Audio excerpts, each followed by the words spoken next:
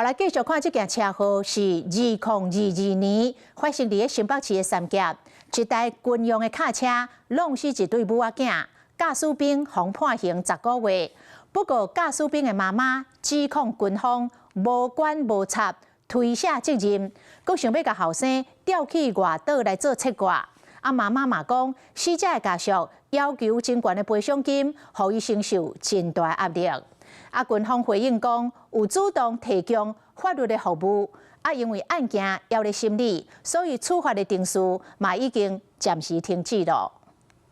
一台军用卡车直直驶向前，正面一台奥多麦甲对调调，后一秒卡车正翻，敢若是视线启动着弄着奥多麦，造成2个人死亡。主角亮过吗？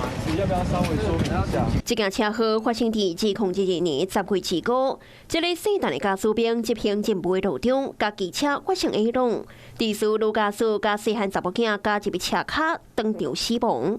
鉴定的报告出炉，讲肇事的主因是机车想要掠车，也毋过掠无过。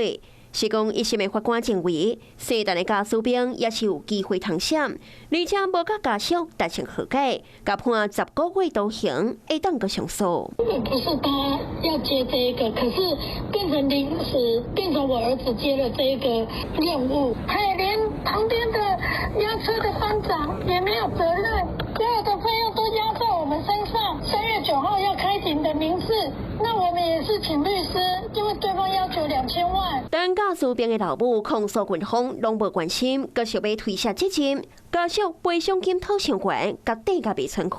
得过且过，就是也漠不关心啊，偶尔就问一下、询问一下进度啊。长官有这样子提问啊，征询他的意见啊，他说我不要，大概甩锅吧。